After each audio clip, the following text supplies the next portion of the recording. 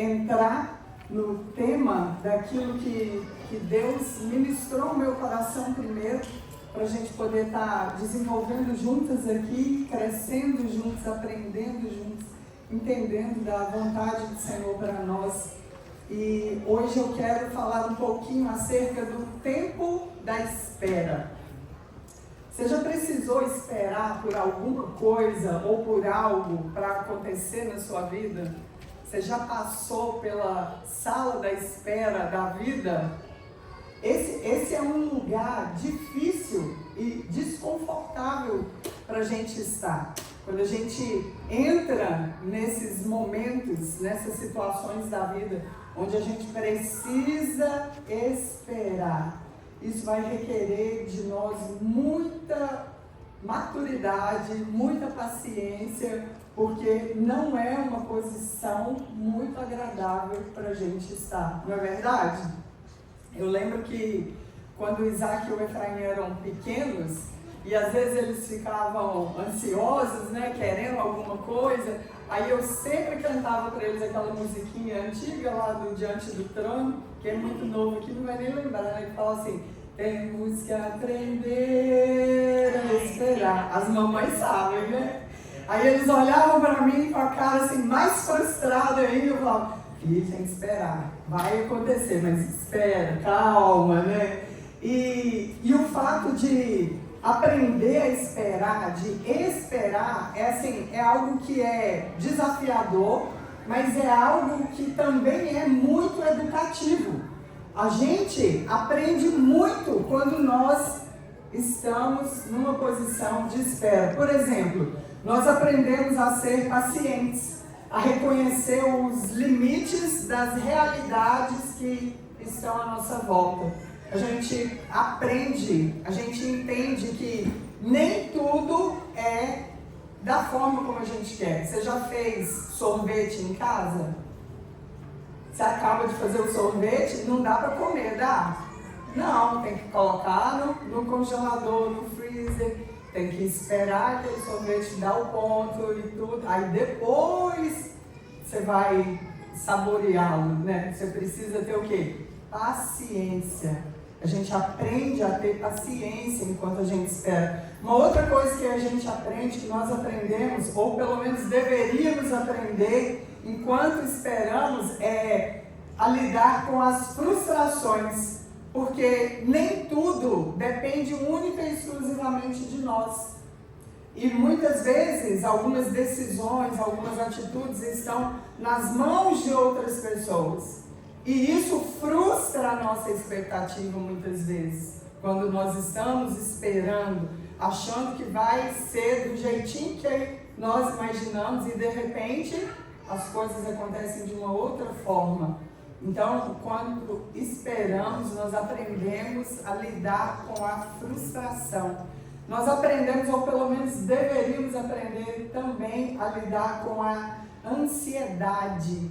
Porque o tempo de espera, estar numa sala de espera, traz sobre nós aquela sensação de insegurança e até medo. A gente cria aquela expectativa, o que vai acontecer sobre este ponto que eu estou esperando. Não é verdade? Vocês já passaram por esses tipos de experiência? E também tem mais um ponto que nós aprendemos, ainda que muitas vezes forçados. Você já ouviu aquela expressão na marra? Lá em Minas Gerais fala, você vai aprender na marra, menino, forçado, né? E nós aprendemos, muitas vezes, ainda que forçados, a confiar no caráter de Deus. Ao invés de confiarmos apenas nas circunstâncias que estão à nossa volta, naquilo que está sob o controle das nossas mãos. Enquanto nós esperamos, nós aprendemos, ou deveríamos aprender, a confiar que Deus, Ele é fiel. E Ele continua sendo fiel. Amém. Ainda que as coisas não tenham ou não estejam acontecendo da forma como a gente espera que elas aconteçam. O fato é que esperar pode ser algo transformador na vida de cada um de nós. Ao invés de confiarmos apenas naquilo que nós podemos fazer, a gente passa a gerar amadurecimento e crescimento interior, a gerar a maturidade mesmo, de lidar melhor com os fatos, com as circunstâncias que nós enfrentamos na vida. E existem alguns tipos de espera que eles vão se diferenciar, né? Uns vão mexer mais com a nossa estrutura humana do que outros, porque quando nós esperamos por algo que parece óbvio, que é simples, que está na cara que vai acontecer, por exemplo, se nenhum infortúnio, nenhuma fatalidade acontecer, daqui a pouquinho todos nós vamos estar saindo da igreja, não é verdade? É algo óbvio, é uma espera óbvia. Nós estamos aqui esperando que o culto se encerre para a gente seguir com as nossas atividades de domingo. Agora, quando nós temos que esperar por situações ou por circunstâncias que fogem ao nosso controle, que vão além daquilo que nós podemos controlar, isso mexe um pouquinho mais com a nossa estrutura humana, mexe um pouquinho mais com o nosso emocional, com quem a gente é. Por exemplo, quando a gente espera em Deus, que Ele nos liberte de uma dor que é crônica, todos os dias você sente essa dor. Quando você espera uma libertação, uma cura na sua vida, para você ficar livre daquele diagnóstico, você vai ter que tomar aquela medicação todos os dias pelo resto da sua vida.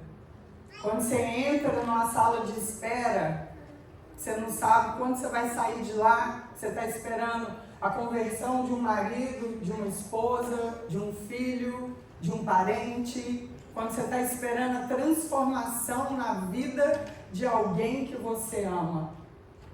Quando a gente espera que a nossa vida financeira dê aquela guinada, né, que a gente fala, aquela mudança radical, que a gente saia de uma posição e a vida entre numa nova fase, num novo step. Quando a gente espera que a promessa de Deus seja cumprida na nossa vida, que a gente comece a viver aquilo que a gente tem sonhado viver em Deus, aquilo que nós temos ambicionado viver no Senhor. Quando a gente espera que aquele filho passe logo aquela fase da rebeldia. Quantas coisas nós esperamos que aconteçam nas nossas vidas e que mexem muito com a nossa estrutura emocional, que às vezes alteram a intensidade, o nível da nossa fé, até do nosso relacionamento com Deus. Não é verdade? Ou será que isso só acontece comigo, gente? Fala para mim, vocês já passaram por experiência assim? Vocês já conheceram algumas salas de espera nesse sentido? Mateus, capítulo 19, o verso 26b, ele fala assim: mas para Deus todas as coisas são possíveis. E eu creio que é por isso que nós temos tanta resiliência em permanecer ali naquela sala de espera, a cada dia, com perseverança, com determinação, com paciência, porque nós sabemos que para Deus todas as coisas são possíveis. Não há nada impossível para o Senhor realizar nas nossas vidas. Amém? E a pergunta que eu quero te fazer nessa manhã é: como é que você tem se comportado enquanto espera algo acontecer na sua vida? Como é que você tem se comportado dentro dessa sala de espera? Como você tem se comportado? Porque a forma como a gente age, as atitudes que nós tomamos enquanto nós esperamos, elas vão trazer qualidade de vida para nós ou elas vão trazer prejuízo para a nossa vida. Então a pergunta é, como é que você tem se comportado enquanto você espera para Deus agir na sua vida? E aí, eu quero trazer o exemplo de 3 pessoas, que a história delas está relatada na Bíblia, para a gente compreender melhor um pouquinho acerca desse tempo de espera e das formas como a gente se posiciona esperando. A primeira delas é Sara, esposa de Abraão. A história dela está lá em Gênesis, a partir do capítulo 11, talvez até o 23, a gente vai encontrar ali os fatos da história de Sara. Mas Gênesis, capítulo 15, o verso 4, Deus vai falar assim para Abraão. Deus vai falar assim para Abraão, que o herdeiro dele ia sair das entranhas dele e que não seria o servo dele. Todo mundo aqui conhece a história de Abraão, de Sara? Alguém não conhece? Ok, está todo mundo contextualizado, isso é muito bom. E o verso 15, verso 4 vai falar assim: e eis que veio a palavra do Senhor a ele, a Abraão, dizendo: ele não será o teu servo, mas aquele que da tua entranha sair, esse será o teu herdeiro. Deus fez uma promessa para Abraão aqui. E depois desse encontro, dessa fala de Deus para Abraão, eu acredito que se passaram muitos anos. Porque Sara, ela esperava essa gravidez que nunca acontecia. Ela esperava esse momento que nunca acontecia. E o tempo ia passando e nada de gravidez. E o tempo ia passando e nada de herdeiro, né? Então, eu acredito que Sara, ela esperou tanto que ela começou a desejar fazer com que essa promessa se cumprisse pela força do braço dela. Olha o que aconteceu. Lá em Gênesis 15, Deus falou com quem? Com Abraão, sobre a promessa de que o herdeiro dele seria um filho dele. Não foi isso? E lá em Gênesis 16, Sara vai e toma a decisão de falar assim: esse negócio está demorando muito, eu vou fazer por minha conta. Deus já falou, não falou? Então eu vou fazer com a força do meu braço. O que Sara faz? Ela vai lá e pega a serva dela e traz para o meio desse negócio. Olha o que Gênesis 16, o verso 2 vai falar. E disse Sarai a Abrão: eis que o Senhor me tem impedido de dar à luz. Toma, pois, a minha serva, porventura eu terei filhos dela. E ouviu Abrão a voz de Sarai. Certamente Sarai, né, que o nome dela foi mudado, estava enfrentando momentos de impaciência e frustração, porque essa gravidez não vinha de jeito nenhum, e ela não aguentou, ela ficou impaciente com aquela situação, ela ficou frustrada, então ela falou: eu preciso fazer alguma coisa para isso acontecer. E tem mais, e isso é um pensamento meu, faz parte das minhas reflexões. Eu acredito que Sara pode até ter ficado, se sentido rejeitada, porque Deus fala com Abraão em Gênesis 15, e nada de gravidez. Aí vem Gênesis 16, e ela vai lá e tenta fazer a promessa se cumprir com a força do braço dela. O Senhor só vai falar que Sara era quem daria a luz ao filho de Abraão lá em Gênesis 17. E como aquele negócio não acontecia, ela falou assim, em Gênesis 16, 2, falou para Abraão: eis que o Senhor me tem impedido de dar a luz. ela pode ter se sentido rejeitada dentro do contexto da promessa. Só lá em Gênesis 17, o verso 19, é que Deus vai falar que o filho iria vir de Sara. Olha o que o texto diz.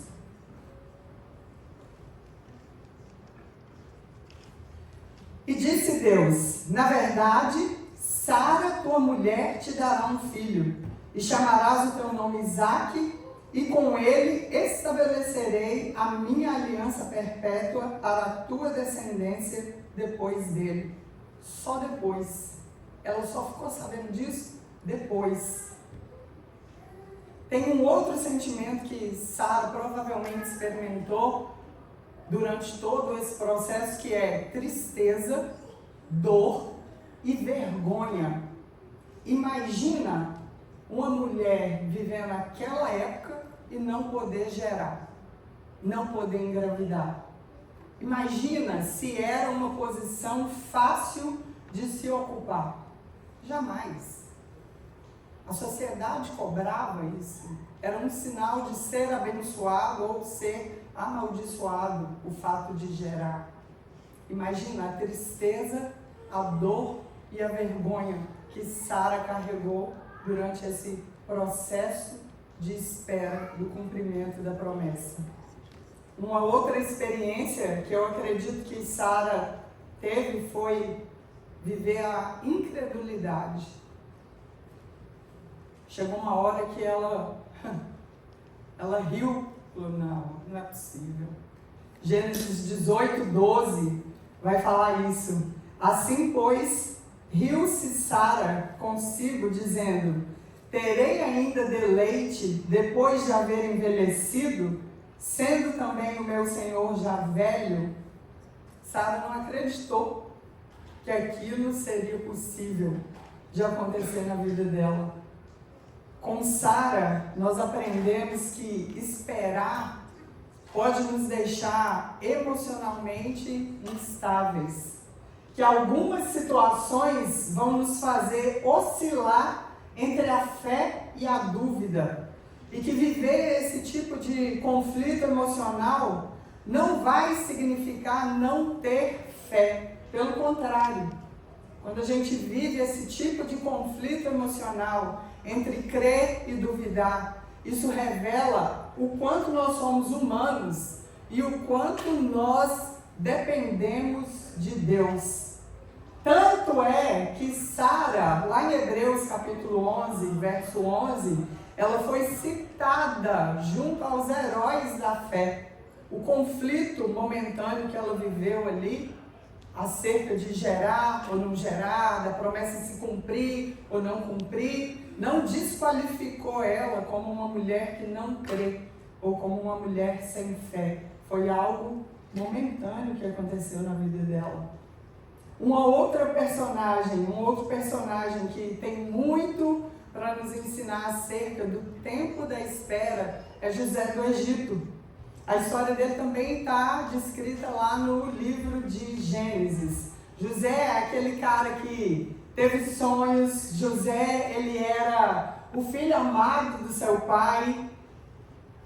José, ele viveu momentos de angústia, de abandono. Ele foi ignorado pelas pessoas que deveriam amá-lo e protegê-lo. Olha só, Gênesis 42, verso 21, fala dos irmãos de José tendo uma conversa. E aí tem uma parte do texto que vai falar assim, que eles viram: nós vimos a angústia da sua alma, quando ele nos rogava. Nós, porém, não o ouvimos, não demos bola para eles. Ignoramos José completamente. José viveu a angústia de ser abandonado, de ser ignorado. Você já passou por experiências assim? De ser totalmente ignorado? De esperar algo positivo de alguém e ao invés disso colher abandono, indiferença? Isso dói, né? Isso é difícil. José, ele deve ter entrado em pânico, ele deve ter ficado desesperado ao perceber que os seus próprios irmãos estavam vendendo ele como escravo. Que ele ia embora para uma terra distante, vendido como escravo pelos próprios irmãos. Ele deve ter ficado assim, eu não acredito que isso está acontecendo. Isso não é possível, por favor, não faz isso comigo. Imagina o desespero, o pânico que tomou conta de José naquele momento. Ele ainda foi parar numa prisão e por causa de mentiras e injustiças, ele sofreu ainda mais. Ele sofreu ainda mais. Certamente, José sofreu com solidão, com a dor do luto de estar distante do seu pai, distante do seu povo, distante do seu país, com a dor de ter sido traído pelos da sua própria casa. Imagina o tamanho da ferida emocional, da dor emocional que José carregou a partir daqueles episódios. E ele carregou essa dor emocional por muitos anos. Porque Gênesis, capítulo 45, o verso 1 e 2, que eu vou ler apenas, mas se você puder, leia esse capítulo todo em casa, é fascinante. A gente sempre aprende muito com essa história de José do Egito. O verso 1 e 2 diz assim: então José não se podia conter diante de todos os que estavam com ele, e clamou: fazei sair daqui a todo homem. E ninguém ficou com ele quando José se deu a conhecer a seus irmãos.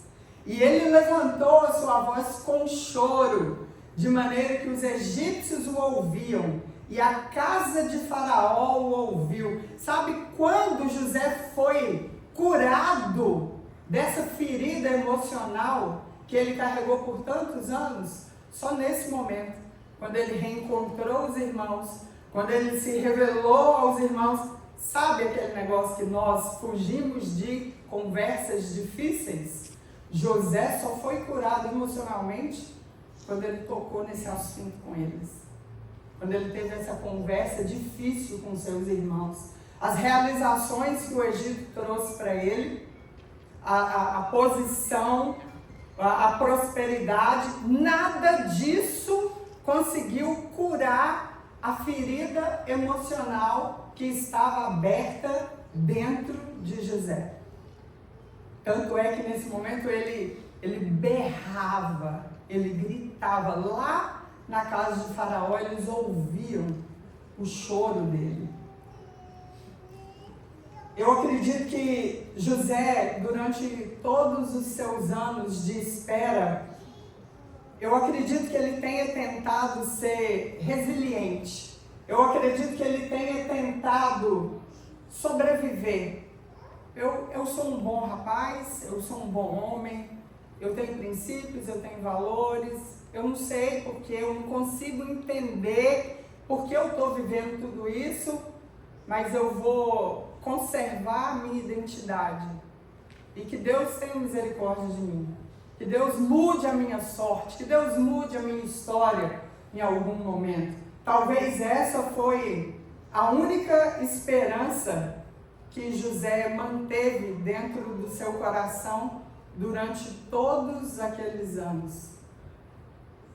E eu falo isso porque lá em Gênesis, capítulo 42, verso 9, esse texto vai dizer que é apenas quando José encontrou os seus irmãos, a primeira vez. Eu vou ler o texto, Gênesis 42, verso 9. Adriana, muito diligente, já colocou aí, né? Obrigada. Gênesis 42, 9 fala assim: José se lembrou dos sonhos que tivera quando viu seus irmãos prostrados diante dele. Certamente aqueles sonhos nem ocupavam mais os pensamentos de José. Ele já tinha abrido mão daquilo, já tinha deixado aquilo tudo passar. Ele nem lembrava mais. E um outro personagem que a gente aprende muito com a história dele é João Batista. E a história dele está em várias partes, né? Mas eu quero ler em Mateus 11, do verso 2 ao 6. E o texto fala assim: e João, ouvindo no cárcere falar dos feitos de Cristo, enviou 2 dos seus discípulos a dizer-lhe: és tu aquele que havia de vir, ou esperamos outro? E Jesus respondendo disse-lhes: ide e anunciai a João as coisas que ouvis e vedes. Os cegos veem, os coxos andam, os leprosos são limpos, e os surdos ouvem, os mortos são ressuscitados, e aos pobres é anunciado o Evangelho. E bem-aventurado é aquele que não se escandalizar em mim. Enquanto João estava preso, esperando para saber o que ia lhe suceder, quais seriam os próximos passos dele, enquanto ele estava ali, na cadeia, no cárcere. Esse é aquele mesmo João que pregava pelo deserto, que chamava a multidão de raça de víbora, que apontava, que confrontava as situações pecaminosas na vida dos outros. Esse é aquele mesmo João que foi enviado para preparar o caminho do Senhor. Esse João. E enquanto ele estava ali preso, ele estava enfrentando confusão mental acerca das suas próprias convicções. Será que eu me enganei? Será que esse cara não era quem eu achava que era? Eu devo ter me confundido, porque não é possível. Não é possível que vai acabar desse jeito. João possivelmente estava enfrentando a frustração, porque ele não estava entendendo a atitude de Jesus. Se ele é realmente Jesus, por que ele não veio aqui me tirar dessa cadeia ainda? Ele estava frustrado. Como assim? O que significa tudo isso que está acontecendo? Talvez João estivesse enfrentando dúvidas acerca das suas próprias circunstâncias. É como se para João não fizesse muito sentido ele estar preso. Por isso que ele mandou os discípulos dele irem até Jesus e perguntar: aqui, me fala um negócio. É você mesmo aquele que havia de vir ou eu devo esperar por outro? Porque eu não estou conseguindo entender. Está demais, eu não estou conseguindo dar conta dessa situação. Não está fazendo muito sentido para mim o que eu estou vivendo aqui agora. E com o exemplo de João Batista, nós aprendemos que nós podemos ter convicções profundas acerca de Deus. João não era um homem que não tinha fé. Ele era um homem de muita fé. Nós podemos ser instrumentos poderosos nas mãos do Senhor. Nós podemos estar na posição certa, cumprindo propósitos. E ainda assim, enfrentarmos instabilidade emocional, dúvidas, questionamentos, experimentarmos a falta de clareza sobre algumas circunstâncias que nós vivemos. Eu posso te dizer que o tempo de espera, ele também é a escola do sofrimento. E é nessa escola que nós temos a oportunidade de crescer internamente e desenvolver em nós maturidade. E eu te faço mais uma vez a pergunta que eu te fiz no início desse momento. Como é que você tem se comportado enquanto espera? Como é que você tem se comportado enquanto espera? Quantas vezes nós estamos como Sara, envergonhados, entristecidos, nos sentindo rejeitados, frustrados, incrédulos, tentando sair dessa sala de espera com a força do nosso próprio braço, porque esse negócio parece que nunca tem fim, parece que eles nunca vão me chamar, nunca vão gritar a minha senha. Ou talvez nós tenhamos nos comportado como José do Egito. É tanto sofrimento, é tanto infortúnio, é tanta coisa ruim, é tanta traição, é tanto problema que tem vindo sobre nós, que a gente está respirando fundo e falando assim, deixa a vida seguir, vamos ver até onde esse negócio vai. Quem sabe em algum momento Deus se lembra de mim e muda a minha história, e muda a minha sorte. Quem sabe? Quem sabe? Ou talvez você está carregando uma dor emocional dentro de você há tantos anos que você não vê a hora. Você não vê a hora de chegar o momento onde você vai berrar, onde você vai chorar alto e gritar para ter aquela conversa difícil que você ou alguém tem adiado por uma vida inteira. Ou talvez nós ainda estamos como João Batista, vivendo confusões mentais, experimentando a dúvida, será que Jesus é realmente quem Ele é? Porque eu estou aos pés dele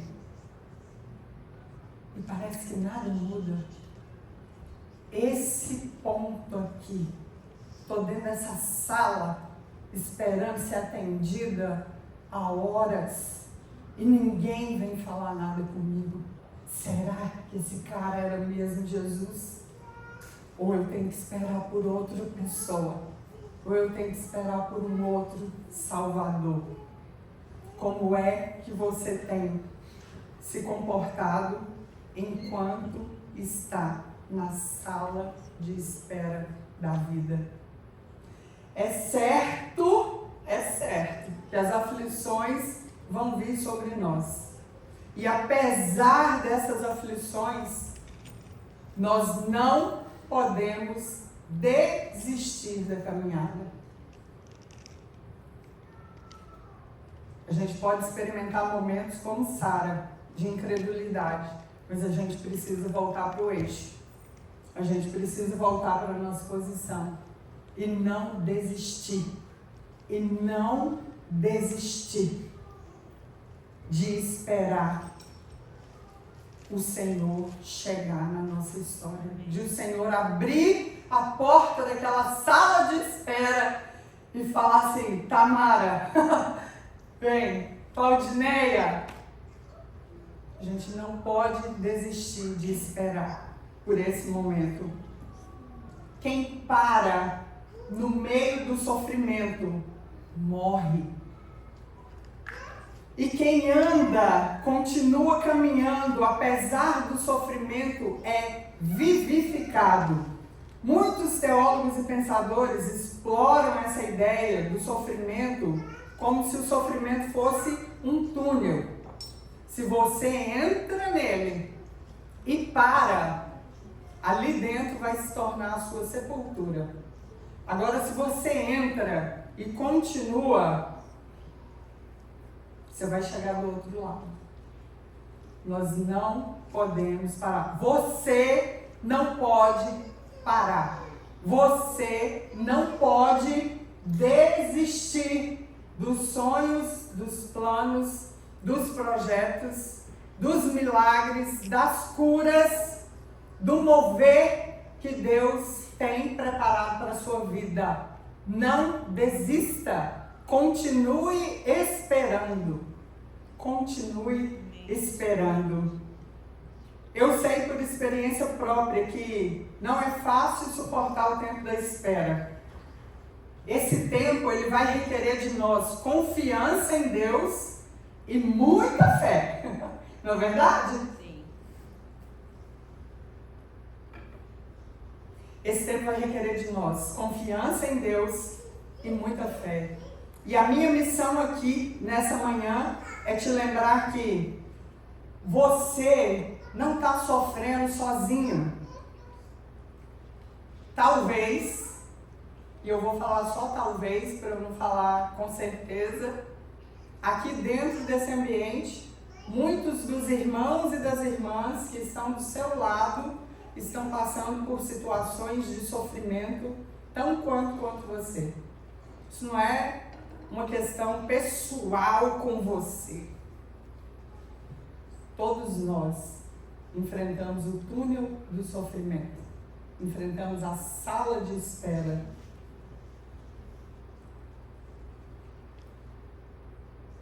Hoje eu estou aqui para te dizer que o tempo de Deus é melhor que o nosso. Que Deus está sempre correto em relação ao momento de agir. Ele não falha, ele não muda, ele não se abala. Deus não é como nós, ele é superior, ele é soberano. Ele tem o controle das nossas vidas nas suas mãos. Nós precisamos lembrar disso para prosseguir na caminhada. Eu quero te dizer que confiar em Deus não significa que vamos receber o que nós desejamos na hora que nós achamos que deveríamos receber. Pode ser que a gente vai ter que puxar um banquinho na sala de espera, colocar os pés para cima e ter paciência durante aquele momento. E eu quero te dizer que talvez nós não estamos recebendo aquilo que nós temos esperado em Deus, porque nós não temos buscado da forma como nós deveríamos. Ou porque aquilo que a gente tem esperado receber da parte de Deus não vai nos fazer bem.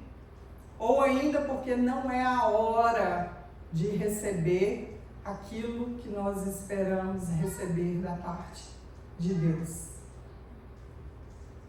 O tempo da espera. Como é que você tem se comportado enquanto espera? Amém? Amém. Eu quero te convidar a ficar de pé e nós já vamos orar. Eu quero orar nessa manhã para que a sua fé e a sua confiança no Senhor, elas sejam fortalecidas. Para que você receba um renovo da parte de Deus, para poder suportar o tempo de espera.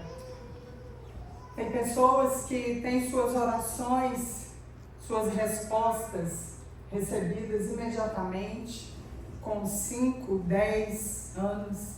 Agora nós temos relatos na Bíblia de pessoas que esperaram por 12 anos, 18 anos, 38 anos. Quanto tempo você tem estado na sala de espera? Quanto tempo você tem estado na sala de espera? A palavra de Deus para você nessa manhã é: não desista. Persevere na sua caminhada. Persevere naquilo que Deus tem colocado no seu coração. Não abra mão dos seus sonhos. Às vezes fica tão difícil, tão difícil, tão difícil, que aquele sonho, joga para lá, não vai acontecer, aquilo era uma bobeira. Não, não desista dos seus sonhos. Não desista. Eu sei que não é fácil. E é só por crermos no Deus do impossível é que nós conseguimos prevalecer e permanecer de pé nessa caminhada. Amém? Vamos orar? Senhor, em nome de Jesus, Pai, eu quero te agradecer, Senhor, por cada vida que aqui está, Senhor.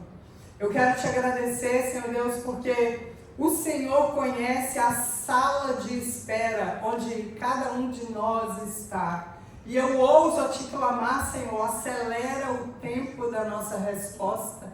Acelera o tempo do nosso nome ser chamado.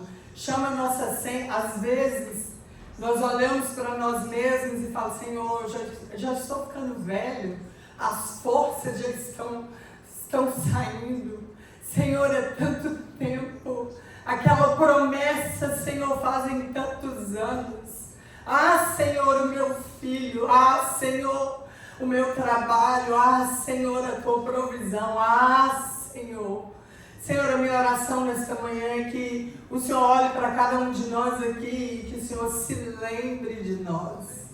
Que o Senhor renove a nossa força para nós confiarmos e crermos que o Senhor não desistiu. O Senhor não desistiu de nenhum dos planos, de nenhuma das palavras. Apesar das circunstâncias que estão à nossa volta, talvez como Sara, já velha.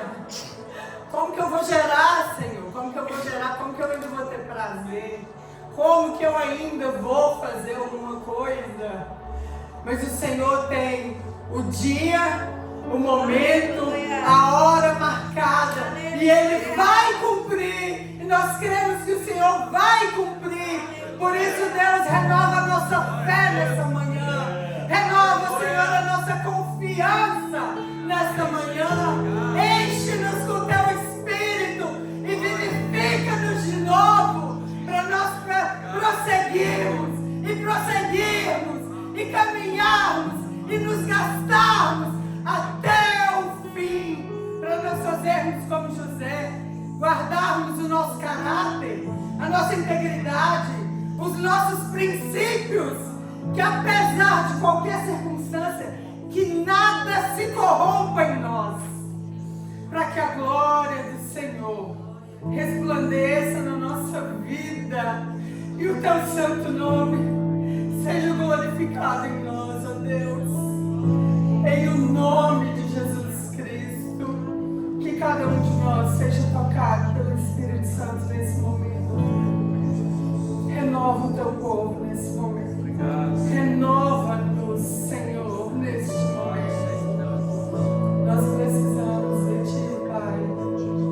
Obrigado, Jesus, porque o Senhor é fiel, porque o Senhor é um Deus de amor, porque o Senhor é um Deus de sabedoria, porque o Senhor é um Deus soberano e porque o Senhor, ó Deus, não se esquece de nós. Em nome de Jesus, acelera, Senhor, chama o nosso nome, nos tira dessas salas. Louvado seja o Senhor. Aleluias. Amém, amém e amém. Que Deus te abençoe, que o Senhor te renove, que o Senhor te fortaleça, e que você não desista da caminhada até o momento que você vai sair dessa posição de espera. Amém? Coloca a mão no seu peito e fala assim: eu não vou desistir, porque eu sei que o meu Deus é fiel. Ele promete e cumpre. Ele realiza o impossível. E eu continuo esperando nele. Ele é a esperança viva. Aleluias. Amém. Dê um aplauso ao Senhor. Louvado e engrandecido seja o nome dele. Glórias a Deus. Pode ir, pastor.